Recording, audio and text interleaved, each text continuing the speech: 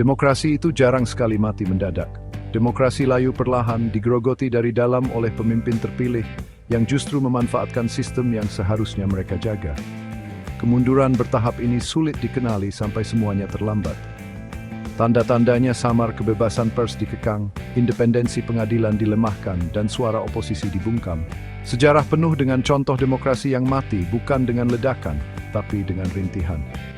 Kebangkitan otoritarianisme di Venezuela di bawah Hugo Chavez, pembongkaran lembaga demokrasi di Hongaria di bawah Viktor Orbán, dan erosi kebebasan sipil di Turki di bawah Recep Tayyip Erdogan, semuanya menjadi pengingat nyata dari proses yang lambat dan berbahaya ini. Para pemimpin ini seringkali naik ke tampuk kekuasaan dengan memanfaatkan ketidakpuasan publik dan berjanji untuk memperbaiki sistem yang rusak. Mereka menampilkan diri sebagai penyelamat, hanya untuk membongkar perlindungan demokrasi baik jabat. Erosi normi sinokrasi bertahap ini sehingga tampil geritan sebuah dismiskin berindai.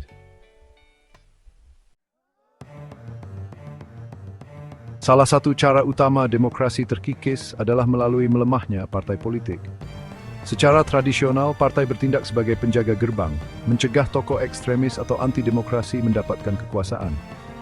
Mereka melakukan ini dengan hati-hati memilih kandidat, menolak dukungan kepada mereka yang tidak sejalan dengan nilai-nilai demokrasi, dan menampilkan front persatuan melawan ancaman terhadap sistem.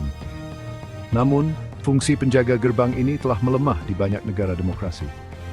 Faktor-faktor seperti munculnya pemilihan pendahuluan yang mengikat, pengaruh pendanaan dari luar, dan meningkatnya polarisasi media partisan telah mempermudah kandidat yang melanggar norma-norma demokrasi untuk mendapatkan kekuasaan. Kebangkitan Donald Trump di Amerika Serikat adalah contoh utama dari fenomena ini. Faktor penting lainnya adalah erosi norma-norma demokrasi. Aturan-aturan tidak tertulis ini, seperti toleransi timbal balik dan pengendalian kelembagaan, sangat penting untuk berfungsinya demokrasi. Toleransi timbal balik berarti menerima lawan politik Anda sebagai saingan yang sah, bukan musuh yang harus dihancurkan. Pengendalian kelembagaan berarti menahan diri dalam menggunakan kekuasaan jabatan Anda, bahkan ketika Anda memiliki hak hukum untuk melakukannya.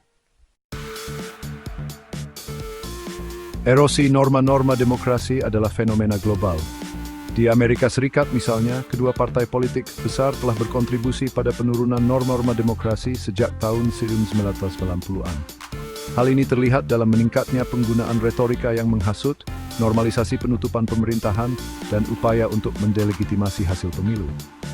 Erosi norma ini dipicu oleh polarisasi politik yang ekstrem.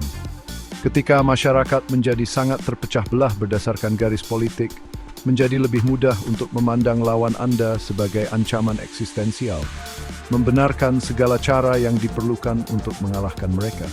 Ini dapat menyebabkan lingkaran setan pelanggaran norma, di mana setiap pelanggaran semakin mengikis fondasi demokrasi. Jadi bagaimana kita bisa melindungi demokrasi dalam menghadapi tantangan-tantangan ini? Kita harus belajar dari sejarah dan mengambil langkah-langkah proaktif untuk memperkuat lembaga dan norma demokrasi. Ini termasuk membangun kembali kepercayaan pada lembaga.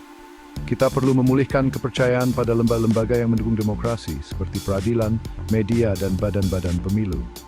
Ini membutuhkan jaminan independensi mereka dan meminta pertanggungjawaban mereka atas penegakan prinsip-prinsip demokrasi. Memperkuat partai politik harus mendapatkan kembali peran mereka sebagai penjaga demokrasi.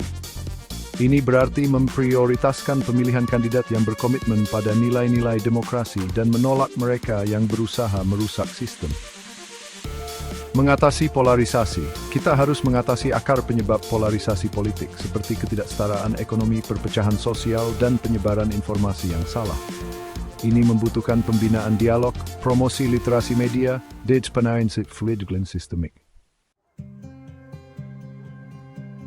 Indonesia, sebagai negara demokrasi terbesar ketiga di dunia, tidak kebal terhadap ancaman-ancaman ini.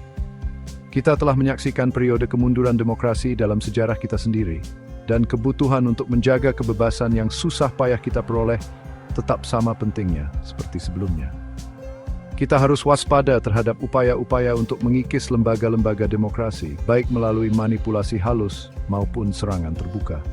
Kita harus meminta pertanggungjawaban pemimpin kita atas penegakan prinsip-prinsip demokrasi dan menolak mereka yang berusaha memecah belah kita demi keuntungan politik.